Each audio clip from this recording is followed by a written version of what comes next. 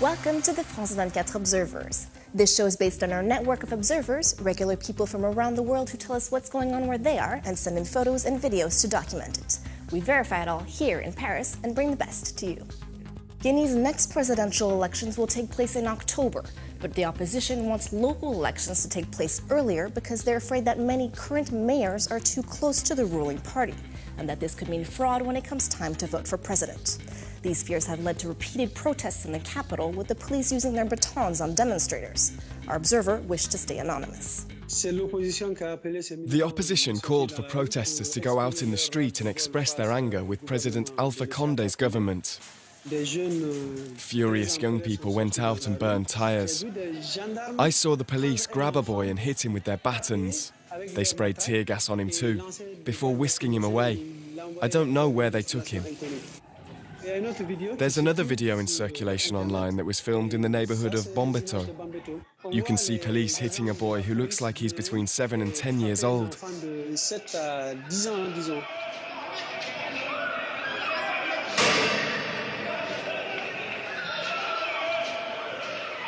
It is illegal for the Ghanaian police to hit people like this, especially a minor. It's really horrible. In all the protests I went to, there were children between 5 and 12 years old. Some were taking drugs and drinking and being quite rowdy. Everyone here knows that Bombeto and also the neighbourhoods of Kosa and Omdalé, those are the bastions of the opposition. It can get quite violent in these areas. There's a real intifada going on there. There are no services for the youth there. There are no schools, no hospitals. The state has abandoned these areas. People there have to fend for themselves. And that's why the youth there are so angry. At least one protester was killed during the demonstrations and dozens more were injured.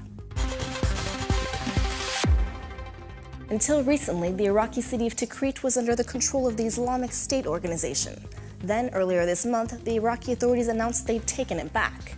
But then, quickly, Shiite militias, who were fighting on the side of the government, started burning and pillaging houses there, including the house of our observer Ahmad, which was dynamited. He spoke to us from a nearby city where he found refuge. My family and I were forced to leave Tikrit in July 2014. I left behind my house, as well as several stores I own. Until recently, a friend regularly sent me photos of my house, of my street, of my neighbourhood. Everything was okay. But after the army arrived in Tikrit, many of my friends' and relatives' homes were looted, burned, and destroyed by explosives.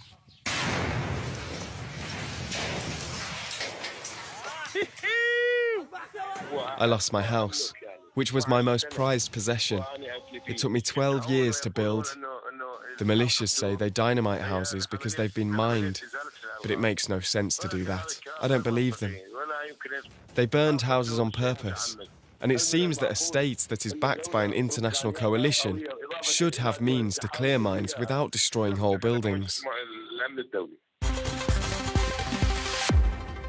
And now for some of the other images sent in from around the world this week by our observers. This video shocked many people in Australia.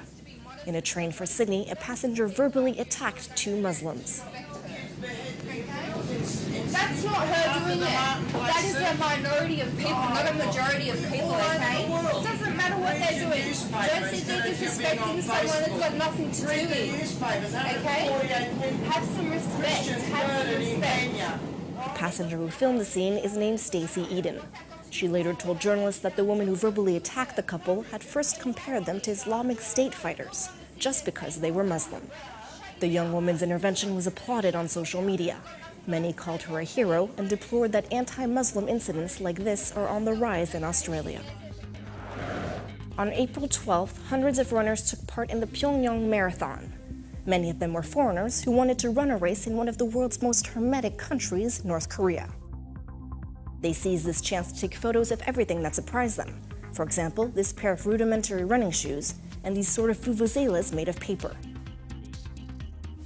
Some focused their lenses on these rather stressed-out security forces. Others noticed that this man had the sole task of making sure people didn't fall into a pothole. But it all went smoothly, and an American even won the half-marathon race.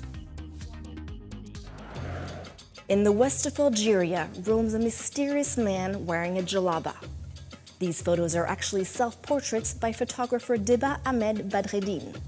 He chose the jalaba because it's a traditional outfit that was once synonymous with wisdom and resistance, since it was worn by sheikhs and militants. Today, he says the jalaba and its values have been forgotten, and it's the role of artists to bring them back. That's all for this week, but as always, you can find more reports from our observers on our website, on our Facebook and Twitter pages, and on our smartphone app. See you next time.